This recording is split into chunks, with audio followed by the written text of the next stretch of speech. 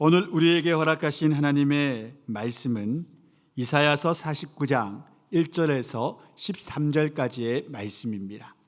이사야서 49장 1절에서 13절까지의 말씀, 저와 여러분들이 한 절씩 교독하여 읽도록 하겠습니다.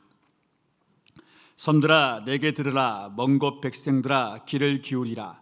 여호와께서 태에서부터 나를 부르셨고 내 어머니의 북중에서부터 내 이름을 기억하셨으며 내 입을 날카로운 칼같이 만드시고 나를 그의 손 그늘에 숨기시며 나를 갈고 닦은 화살로 만드사 그의 화살통에 감추시고 내게 이르시되 너는 나의 종이요 내 영광을 내 속에 나타낼 이스라엘이라 하셨느니라.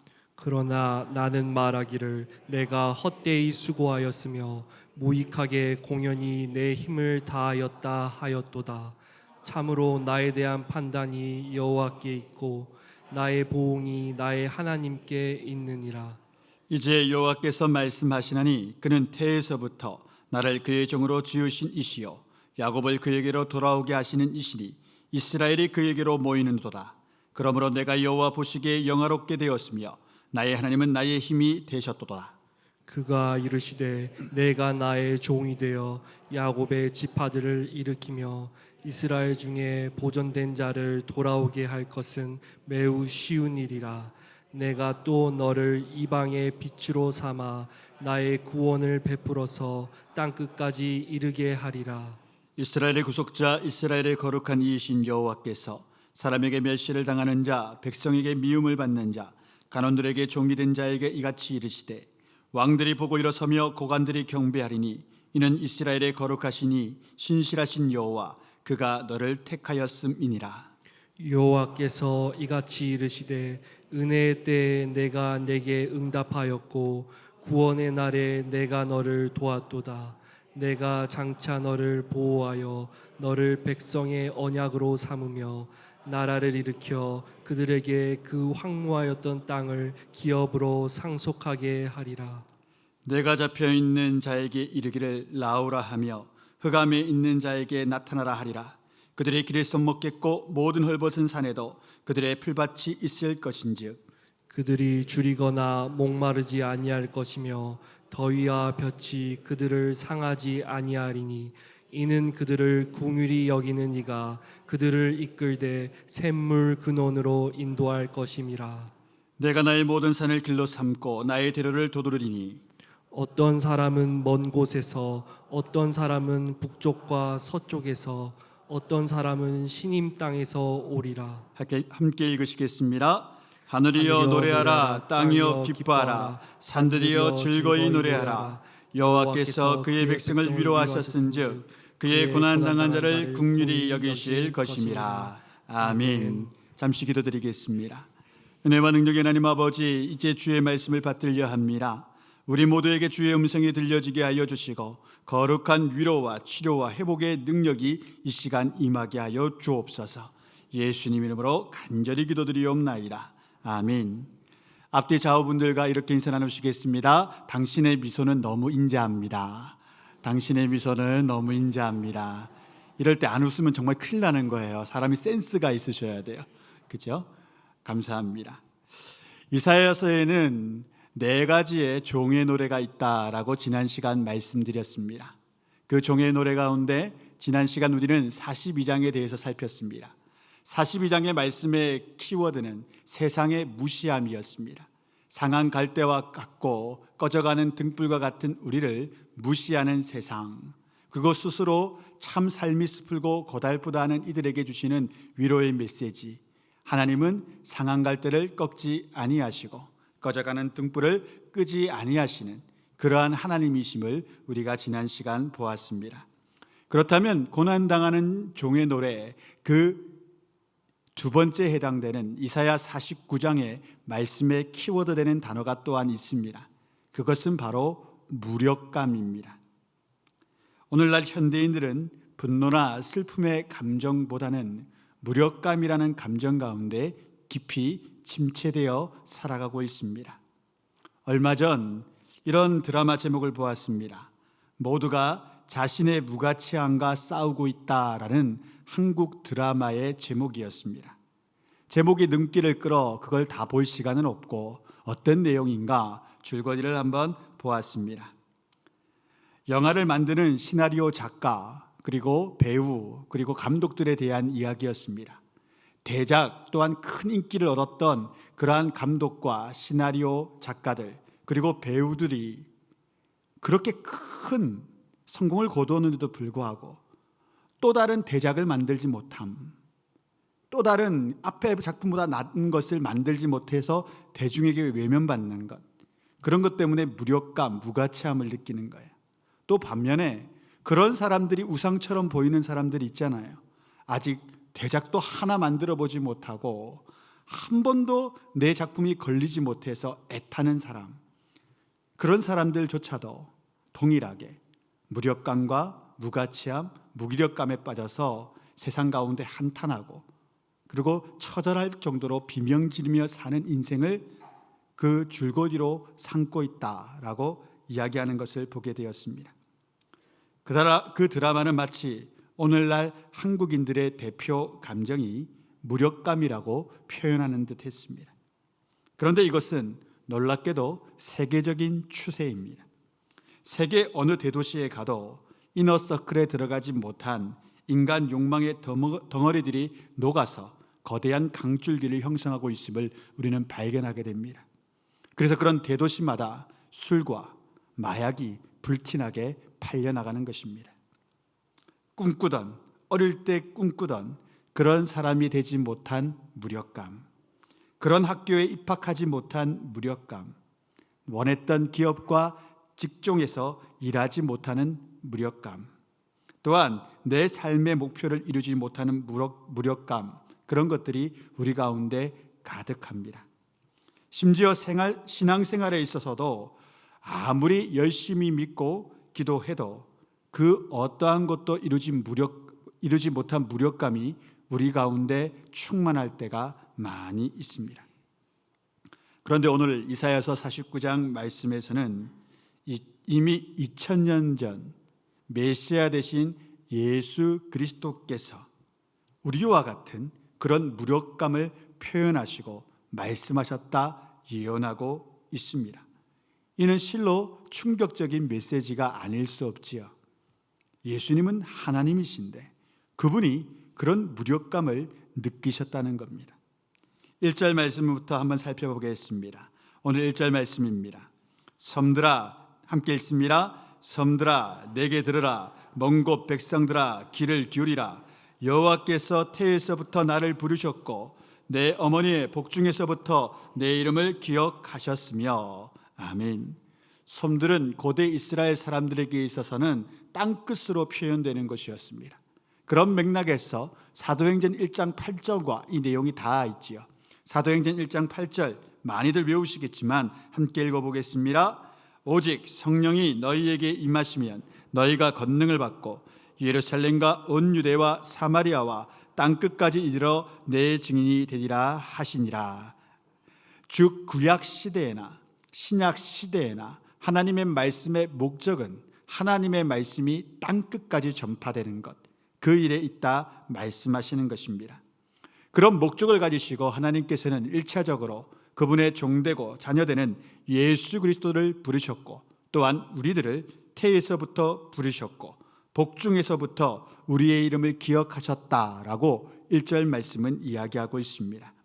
오늘 우리가 읽지 않은 본문 말씀이지만 15절의 말씀 한번 함께 읽어보겠습니다. 15절입니다.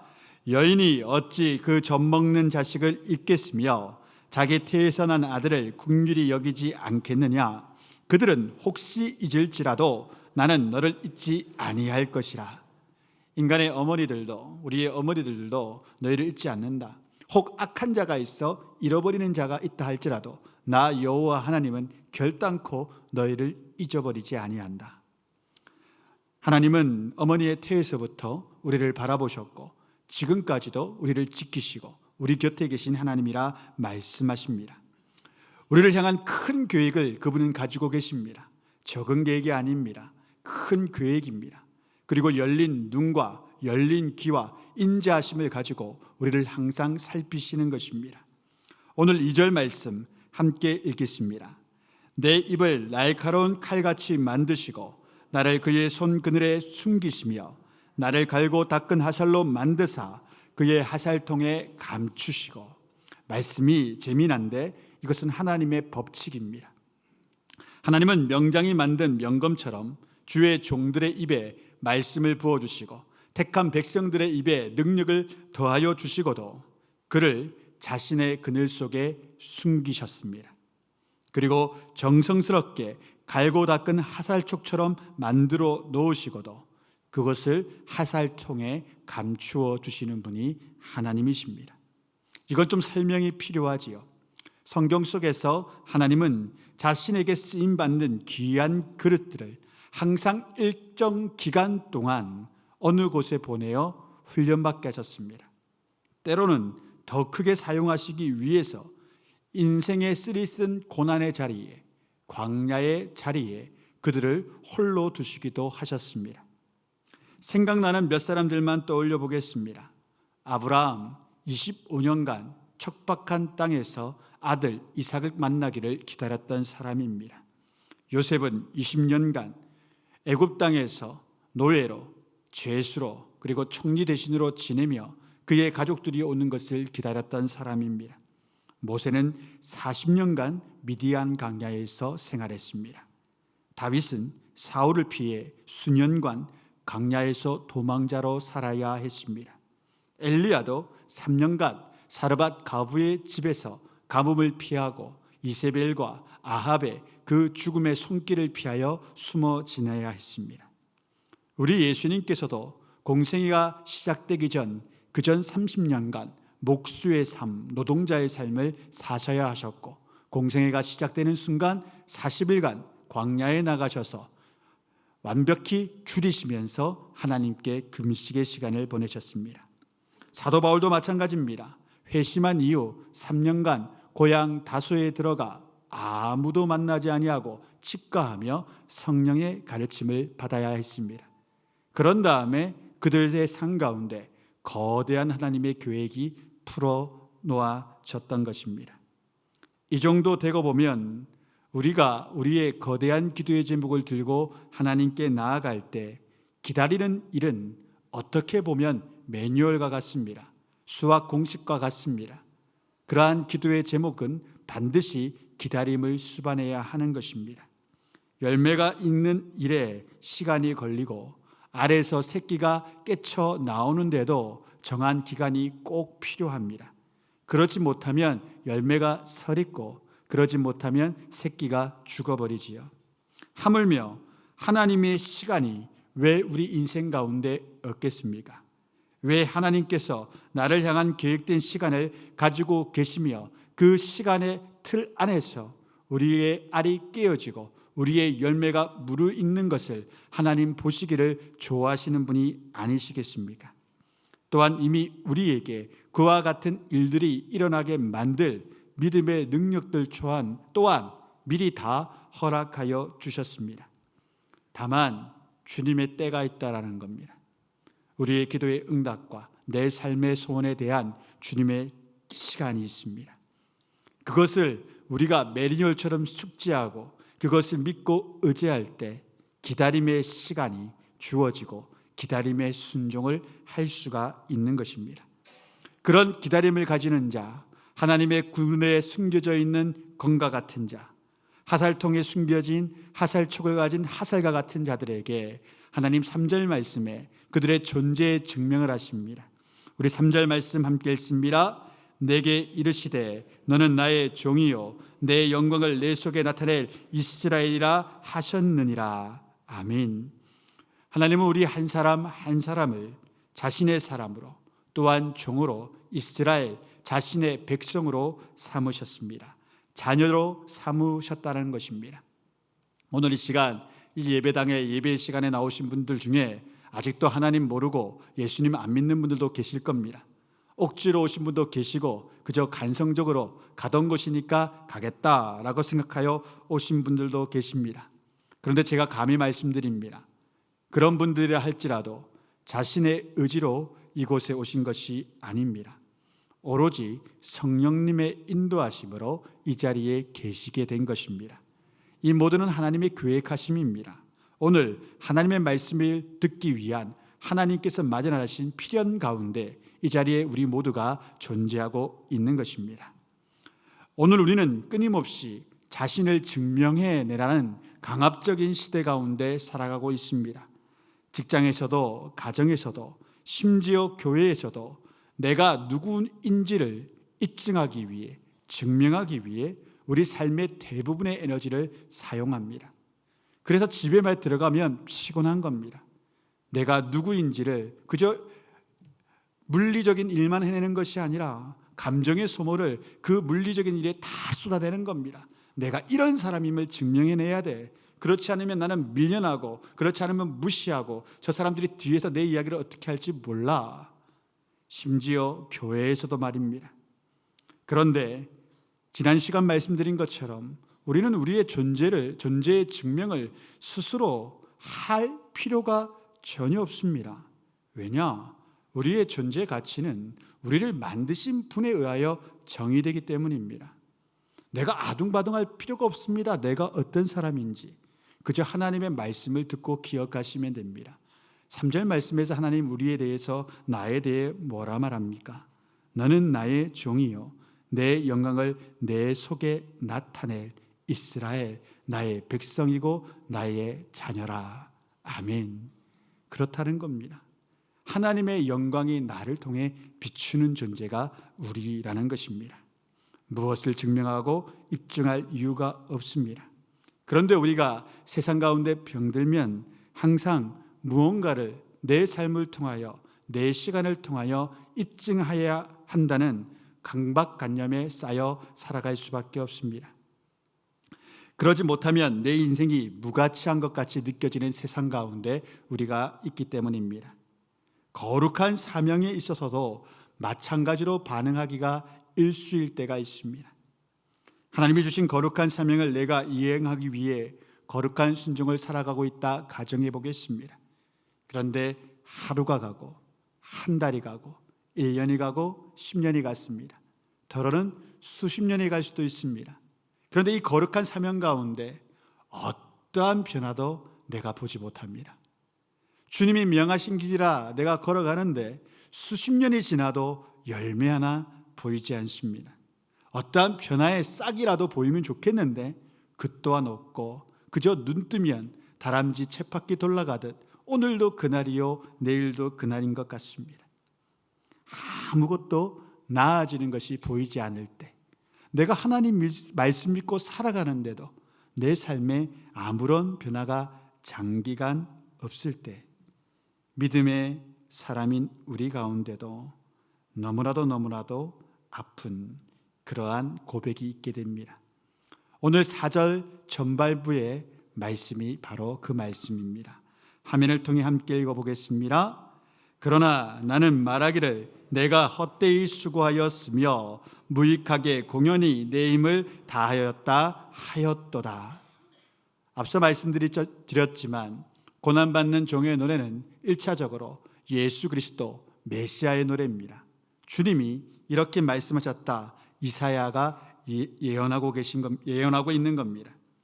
이 주님의 음성은 오늘날 우리 인생이 마주하는 본질적인 회의감을 대변하는 것 같습니다. 성실하게 살아왔고 최선을 다해 사랑했으며 눈물로 기도했음에도 성실한 삶에 대한 보상, 열매가 전혀 없을 때가 있습니다. 최선을 다해 사랑했는데, 특별히 내 아이를 최선을 다해 사랑했는데 배신당할 때도 있을 것입니다. 또한 단연간의 눈물의 기도에 전혀 응답이 나타나지 아니할 때 우리는 큰 영적 침체에 빠질 수밖에 없습니다. 사역이, 일이, 인생이 실패한 것 같고 육아가 실패한 것 같으며 우리의 모든 삶과 커리어가 낭비된 것처럼 느껴지기에 그러합니다. 그런데 4절의 고백이 예수님의 고백이라고 말씀드렸지 않습니까? 우리 예수님조차도 십자가 위에서 그와 같은 무력감, 그와 같은 큰 상실감을 누리셔야 했습니다. 아버지께서 나와 함께하지 아니하는 상실감, 지금 이 시대에 예수님을 모르는 이들이 동일하게 느끼는 그 무력감과 그 상실감을 십자가 위에 예수님께서 당하셔야 하셨지요. 마태복음 27장 46절의 말씀, 짐작하는 그 말씀이 맞습니다. 우리 함께 읽으시겠습니다. 제9시쯤에 예수께서 크게 소리질러 이르시되 엘리 엘리 라마 다바삭다니 하시니 이는 곧 나의 하나님 나의 하나님 어찌하여 나를 버리셨나이까 하는 뜻이라.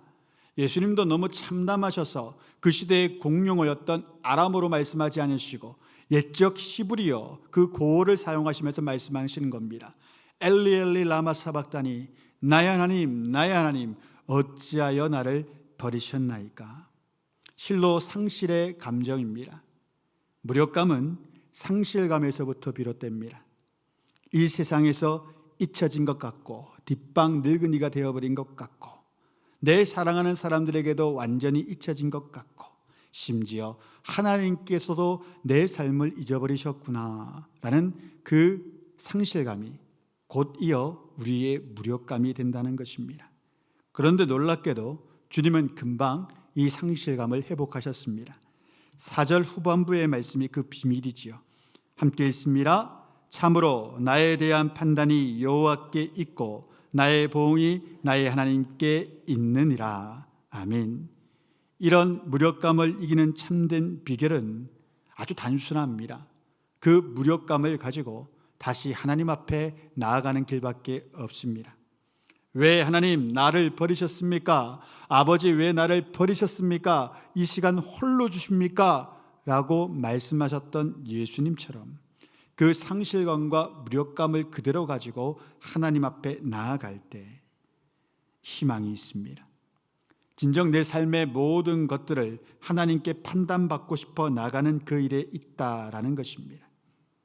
예수님이 그렇게 하나님께 부르짖었을 때 많은 신학자들과 저가 공감하는 것처럼 예수님 가운데도 공감함이 있으셨을 것 같습니다. 왜 버림당함을 하나님 허락하셨는가에 대한 이유 말입니다. 그것은 다른 것이 아닙니다. 예수님은 우리의 구원자로 오셨습니다.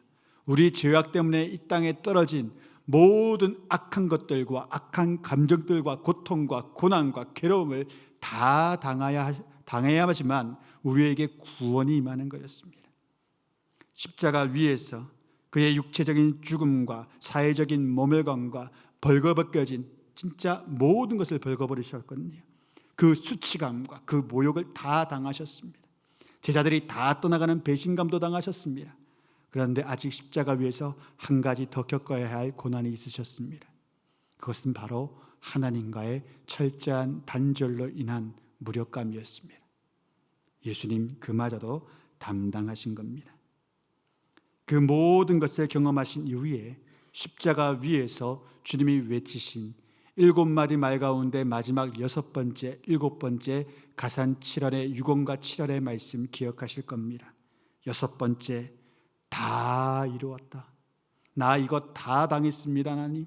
저들을 위하여 내가 저들의 삶에 있는 모든 고통과 고난, 인생의 모든 것을 내가 다 경험한 하나님이 되었습니다. 그리고 나를 버리셨다 느꼈던 그 하나님께 이렇게 이야기하지요. 회복되어 말씀하시는 겁니다. 아버지, 내 영혼을 아버지 손에 부탁하나이다. 저 또한 수많은 상실감과 무력감을 겪은 사람입니다. 여러분도 그러시겠지요.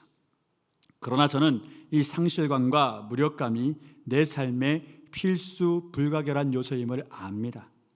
광야의 시간도 필요하고 인고의 시간도 필요하며 때로는 하나님이 정말 나와 함께 하시는가? 하나님이 정말 나를 부르셨는가? 라는 것에 대한 고민과 회의의 시간도 필요함을 잘 압니다. 그런 시간을 거쳐왔고 앞으로도 그런 시간을 더 거쳐갈지도 모르겠습니다. 그러나 저와 여러분의 마지막 외침이 우리 주님과 같게 되기를 주의 이름으로 축원합니다. 하나님이 주신 사명 다 이루었습니다. 이제 내 영혼을 아버지 손에 부탁드리나이다. 사랑하는 성도 여러분, 우리 하나님의 우리를 향한 계획은 우리 사업의 성공이나 우리 가족의 안녕과 같은 아주 조그마한 일이 있지 않으십니다. 우리는 우리 인생의 목적이 그거라고 생각하지만 하나님께서 우리를 창조하시고 우리 가운데 주신 인생의 목적과 하나님의 바른 생각은 그와 같은 적은 것에 매여 있지 않으십니다. 더 거대하십니다. 더 웅장하십니다. 우리의 생각, 인간의 지각을 뛰어넘는 계획이 우리 개개인에게 다 있다라는 것입니다. 우리가 인생의 성공, 우리 가정의 안녕, 그 작은 울타리로만 내 인생을 재단하고 내 인생을 바라보려 할 때 우리는 시시때때로 무력감에 휩싸일 수밖에 없습니다. 적은 것 안에서 내 인생을 걸려하니 하나님의 큰 계획이 보이지 아니하니 무력감이 있는 것이지요. 미켈란젤로가 아니군요. 레오나르도 다빈치의 모나리자라는 그림이 있습니다. 그 그림의 10cm만 우리가 본다고 생각해 보십시오. 그러면 그것이 걸작인지 뭔지 어떻게 알겠습니까? 그런데 한 2m 정도 떨어져서 적절한 조명을 두고 누브르 박물관에 있는 그 모나리자를 본다고 생각해 보십시오. 아무것도 아닌 한 폭의 그림 안에서 놀랍습니다. 치유함을 받습니다. 그거 바라보는데 힐링이 된단 말이에요. 그게 걸작해 주는 능력이죠. 마찬가지입니다. 하나님은 우리의 인생을 작은 부분으로 설계하지 않으십니다. 거대하고 웅장한 계획을 지금도 가지고 계십니다. 마치 요셉처럼 말입니다. 요셉은 노예의 시간이 필요한 사람이었습니다. 억울하게 누명 써서 재수의 시간도 필요한 사람이었습니다. 그런데 하나님의 타이밍에 그가 들려졌을 때 그는 대제국 이집트 애굽의 총리 대신이 되었고 그를 통하여 그의 가족들과 그 근방의 수백만 명의 사람들을 7년 기근 가운데 살리는 구원자로 설 수가 있었습니다. 그것이 하나님께서 우리를 향한 계획과 동일한 계획들입니다. 여러분, 오늘도 내 기도가 나의 헌신과 노력이 헛수고처럼 보이는 분들이 계시다면 염려 마십시오. 절대 헛수고가 아닙니다. 우리 주님께서 그 모든 것을 기억하시고 보고 계십니다. 그리고 그에 합당한 일을 반드시 만들어 주십니다. 현재 세상과 세상 사람들이 나에 대한 평가에 그리 신경 쓰지 마십시오. 그저 주님 허락하신 길이 있다면 묵묵히 걸어가십시오. 묵묵히 걸어가는 그 순종함이 바로 하늘의 상급이 되기 때문입니다. 그리고 이 땅 가운데서 반드시 하나님의 능력으로 이루실 일이 우리를 위해 준비되어 있습니다. 5절 말씀 함께 읽겠습니다. 이제 여호와께서 말씀하시나니 그는 태에서부터 나를 그의 종으로 지으신 이시요 야곱을 그에게로 돌아오게 하시는 이시니 이스라엘이 그에게로 모이는도다. 그러므로 내가 여호와 보시기에 영화롭게 되었으며 나의 하나님은 나의 힘이 되셨도다. 아멘. 묵묵히 믿음을 가지고 주의 순종의 길을 걸어가는 자들 가운데는 이런 고백이 반드시 나옵니다. 내 힘은 다른 것이 아닙니다. 여호와 하나님이 내 힘이 되십니다. 세상 사람들은 자신이 배운 바 학력이, 나의 인맥이, 나의 물질과 권력이 힘이라 말할 때 묵묵히 순종하는 주의 종들은 오로지 내 힘은 여호와 하나님밖에 없습니다라는 고백이 자연스럽게 나옵니다. 그 고백 가운데 힘 되신 하나님이 우리의 인생을 변화시키시고 이끌어 가시는 겁니다. 그런 거룩한 주의 종들을 통하여 일어나는 일들이 7절부터 10절까지 기록되어 있습니다. 좀 길지만 한 번 더 우리 7절부터 10절까지의 말씀 함께 읽겠습니다. 이스라엘의 구속자, 이스라엘의 거룩한 이이신 여호와께서 사람에게 멸시를 당하는 자, 백성에게 미움을 받는 자, 간원들에게 동의된 자에게 이같이 이르시되 왕들이 보고 일어서며 고관들이 경배하리니 이는 이스라엘의 거룩하시니 신실하신 여호와 그가 너를 택하였음이니라. 여호와께서 이같이 이르시되 은혜의 때가 내가 내게 응답하였고 구원의 날에 내가 너를 도왔도다. 내가 장차 너를 보호하여 너를 백성의 언약으로 삼으며 나라를 일으켜 그들에게 그 흑마였던 땅을 기업으로 상속하게 하리라. 내가 잡혀있는 자에게 이르기를 나오라 하며 흑암에 있는 자에게 나타나라 하리라. 그들이 길에서 먹겠고 모든 헐벗은 산에도 그들의 풀밭이 있을 것인즉 그들이 줄이거나 목마르지 아니할 것이며 더위와 볕이 그들을 상하지 아니하리니 이는 그들을 긍휼히 여기는 이가 그들을 이끌되 샘물 근원으로 인도할 것임이라. 아멘. 우리와 같이 무기력하고 무가치한 사람들, 그런데 우리는 변화되어 묵묵히 주의 길을 순종하는 주의 종들이 되었으면 우리와 같은 사람들 가운데 우리가 나아가게 됩니다. 사람들에게 멸시당했던 사람들, 백성 혹은 친구들에게 모함을 받아 미움을 받는 사람들, 하위 권력자인 관원들의 힘에 눌려 그들의 개인적인 종이 된 자들에게 주시는 하나님의 메시지가 무엇입니까? 왕들이 너희들에게 예우를 갖추며 일어나는 인생 되게 할 것이다. 고위 관료들이 너희를 경배하는 삶을 살게 할 것이다. 누구를 통해서 말입니까? 신실한 주의 사람들을 통해서 그런 멸시받던 이들의 삶에 변화가 있게 할 것이다. 하나님이 약속하시는 것입니다. 또한 그들 가운데 항무한 땅을 기업으로 주십니다. 좋은 땅을 주시지 왜 항무한 땅을 주시나? 하나님의 계획하심은 우리의 예측을 벗어나십니다. 항무한 땅 가운데 잡혀간 이들, 흑암에 살던 이들을 해방시키십니다. 항무한 땅이지만 놀랍게도 그 땅에 주리는 자가 없습니다. 헐벗는 자가 없습니다. 망한 것 같으나 망하지 않는 비결이 여기에 있습니다. 항무한 곳, 망한 곳으로 우리를 이끄신다. 목적지는 항무한 곳이에요. 그런데 가는 동안 하나님이 바꾸십니다. 내 안에 계획이 왜 하나님께 없으시겠습니까? 우리의 눈에는 저것은 항무한 것이요 내 삶에 영화가 없는 것이라 여겨지지만 하나님의 말씀을 묵묵히 따라가면 그 항무한 곳에 하나님은 파라다이스를 건설해 놓으시는 것입니다. 이것이 여호와 하나님의 능력입니다. 우리 아버지의 은혜라는 것입니다. 세상의 사람들이 그와 같은 것을 경험해야 된다. 오늘 말씀은 말하고 있습니다. 묵묵히 주의 말씀 가지고 주의 뜻 가지고 순종하는 자들에게 허락되는 은혜가 있다라는 것입니다. 윌리엄 밀버포스라는 영국의 정치인이 있습니다. 오래전 정치인입니다. 1759년에서 1833년까지를 산 사람입니다. 이 사람은 고위 귀족의 자녀였습니다. 그런데 이제 건리찬정이 일어나고 이제 국회의원들이 필요한 거예요. 입헌군주제가 됐기 때문에. 그때 이 사람이 국회의원으로 등장합니다. 아주 젊은 청년의 시절에 20살 때. 고위 귀족이요 그 나라의 국회의원이 되었으니 그 사람의 콧대가 얼마나 높았겠습니까? 그래서 좀 방탕한 생활을 살고 있을 때 영국 런던에 존 뉴턴 목사님이 있던 교회에 출석하게 됩니다. 아주 우연찮게 끌려간 것이지요. 가족의 부름에. 이 존 뉴턴 목사님은 어메이징 그레이스, 나 같은 죄인 살리시는 이라는 그 찬양 가사를 지었던 아주 능력 있는 목사님이었습니다. 그가 처음 교회 갔을 때 그분의 설교를 듣고 마음에 감동이 임합니다. 그리고 그분에게 양육을 받게 됩니다. 인격적인 하나님을 만나게 되고 예수 그리스도를 영접하는 일이 이 젊은이 가운데 일어나게 됩니다.